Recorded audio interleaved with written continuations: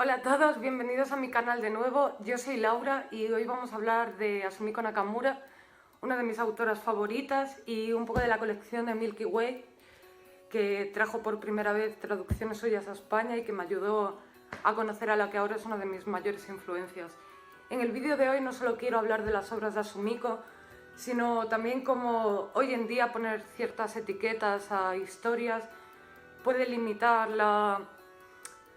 entrada de nuevos espectadores a historias que abordan mucho más de lo que puede ser su etiqueta inicial. Así que bueno, espero que os guste el vídeo de hoy y empecemos. Asumiko Nakamura empieza su carrera hace 20 años, primero como autora de historias cortas y hasta donde yo sé publicando en The Gothic Lolita Bible. La verdad no tengo como registros anteriores de sus historias. En The Gothic Lolita Bible empieza a serializar ciertas historias que luego acaban en un recopilatorio que sería su primer manga, que se llama Chicken Club, aquí. Y en esas mini historias encontramos ya gran parte del estilo de Asumiko que irá arrastrando a lo largo de su carrera, aunque luego con pequeñas variaciones y acercamientos a otros géneros también. Asumiko es comúnmente etiquetada como autora de yaoi. A la pregunta, ¿es Asumiko Nakamura autora de yaoi? Sí, a veces lo es, pero es muchísimas otras cosas, aparte de autora de yaoi o shonen ai o yuri. Sus historias siempre van a contener muchísimas más temáticas que eso, y a momentos, que es uno de los temas que más me gustaría profundizar hoy, su temática se acerca mucho más al ero guro que conocemos por parte de Soichiro Maruo, que el que puede ser las tropes más clásicas del yaoi. Y ese es uno de los grandes problemas cuando la gente se enfrenta a introducirse a la obra de Asumiko por primera vez. Ese problema que podemos encontrar con el yaoi es lo mismo que pasa con el shoujo, que la percepción exterior de lo que viene siendo el género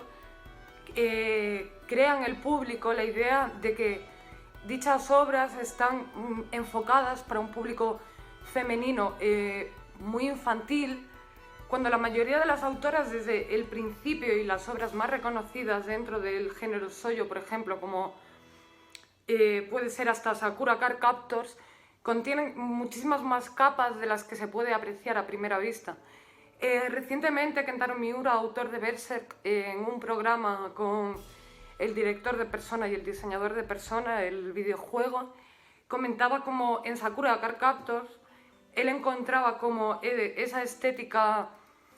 cute, extremadamente shoujo, es en realidad como una especie de cebolla que encapsula ciertos temas que tú vas sacando esas capas y encontrando en el core de la historia una mayor brutalidad que de la cual la estética puede darte en un primer momento. Yo creo que con Asumiko ese es el caso. El hecho de que en la misma clase sea su obra más popular, para mucha gente hace que se queden ahí en esa superficie de el yaoi más clásico. De todas maneras, llevado de una manera muy distinta a la mayoría de historias de instituto de amor entre chicos, y bueno, eso ahora lo voy a comentar. Pero si te quedas en la superficialidad de la obra de Asumiko, puedes reducir su estilo artístico de una manera que no va a ser la interpretación correcta de la autora. Cuando, por ejemplo, en obras como La respiración de Copérnico, a mí por lo menos me es inevitable encontrar muchísimas referencias a Midori, la niña de las camelias, y un poco también como esos aspectos oscuros y violentos de la infancia, que me parece que es una de las temáticas que al final Asumiko más trata en su obra. También en 2 semanas, que estaría en mi top 3 de historias de Asumiko. Y quedarse en esa superficialidad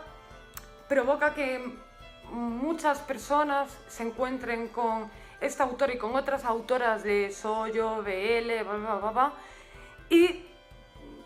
crean que eso no está tarjeado para ellos, cuando realmente puedes encontrar referencias a un género muchísimo más adulto que la típica historia de BL yaoi crudo que igual se percibe en internet. Volviendo de nuevo en la misma clase, cuando decía antes que es una obra igual más arquetípica, no me refería a que se desarrollara como la mayoría de obras yaoi de instituto, sino que Asumiko coge una historia que todos los que leemos le conocemos, que son dos chicos se conocen en el instituto y ahí comienza una relación de romance que es llevada de una manera muchísimo más natural de lo que solemos encontrar en ese tipo de historias. En este caso, Asumiko no crea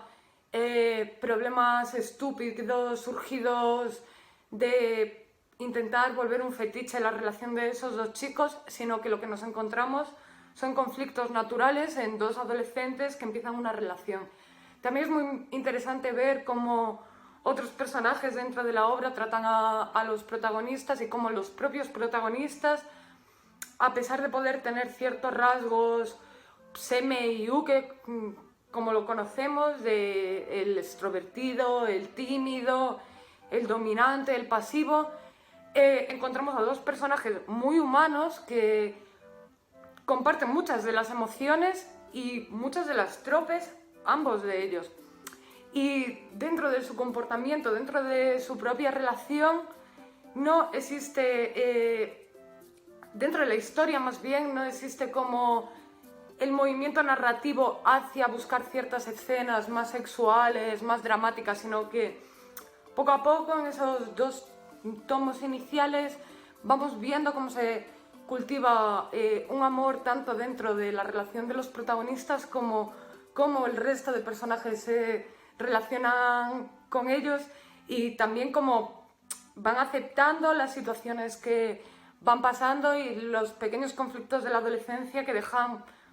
una sensación muy natural cuando acabas tanto leyendo el manga como viendo la peli, que realmente la recomiendo porque es una adaptación súper bonita que respeta muchísimo el estilo de Asumiko.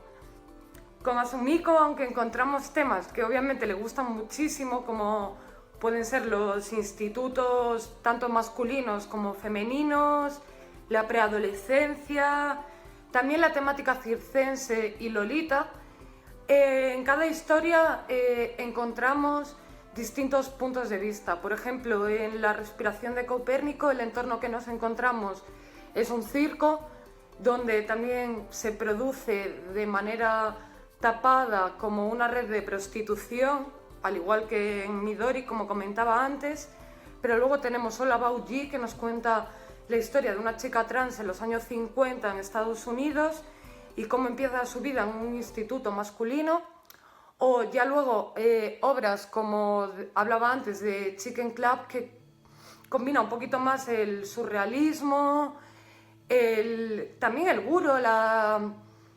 cosas muchísimo más gore, desmembramientos, asesinatos, y luego historias calmadas como pueden ser En la misma clase o las continuaciones y spin-off de la misma. Y retomando el tema de Soejiro Maruo, otra de las series bastante famosas de Asumiko es el cómic que está desarrollando con el director de Utena. Todavía, bueno, creo que recientemente se publicó un capítulo y no sé en qué estado está muy bien de la obra, pero ese género, según ellos, llamado Babel Lolita o Violent Lolita, a pesar de un estilo estético súper recargado, es una de las historias como más violentas y surrealistas que me he encontrado. ¿Por qué nombraba a Soejiro Maruo anteriormente?